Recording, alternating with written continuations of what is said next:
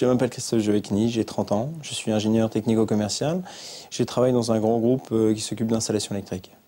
Mon métier consiste principalement dans la gestion de grands projets électriques. Donc ça commence par la négociation commerciale.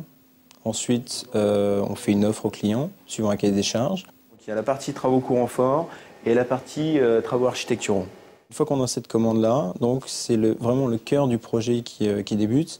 Et là, donc, je m'occupe de piloter différents corps d'état internes. Donc, je vais superviser à la fois l'exécution et aussi toute la gestion financière, le bureau d'études et tout ce qui est relations clients. On va peut-être avoir un problème sur les armoires gradables où on a mélangé le switch non existant et le switch existant. Regardez si on peut pas ramener deux armoires. Les exemples d'installation électrique, c'est par exemple des bureaux, donc ça peut être tout ce qui est éclairage et tout ce qui est prise de courant. Mais sinon, derrière, il y a tout ce qui est aspect câblage, qui est une partie assez complexe. Est-ce qu'on garde 3 départs ou, suivant le repérage, est-ce qu'on a un seul départ pour chaque escalator? Il y a 2 départs existants. Le chef de chantier me fait régulièrement une remontée d'informations des différents problèmes qu'il y a sur le site pour que je puisse, moi, les synthétiser puisque je connais tous les tenants et les aboutissants du projet. Ce qui me permet d'être un peu le chef d'orchestre du projet. Bon, donc du coup, on en est où en fait au niveau des passages des câbles de l'extraction et du soufflage? Tout ça c'est tiré.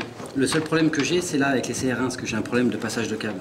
J'ai une formation d'ingénieur spécialisée dans le bâtiment, dans laquelle en fait j'ai pris l'option mécanique électricité. Donc ça m'a aidé à appréhender l'installation électrique dans sa globalité. Et puis de comprendre effectivement tout le langage technique. Ce que j'aime dans mon métier, c'est l'aspect pluridisciplinaire. Donc, le côté négociation commerciale, ça implique des contacts avec des gens, donc un métier qui n'est pas statique à la base. Ensuite, il y a tout ce qui est aspect technique, donc qui permet de garder le contact avec sa formation d'ingénieur. La troisième partie assimile mon métier à un métier d'entrepreneur. On voit sortir une installation concrète dont on peut être fier, on peut le dire.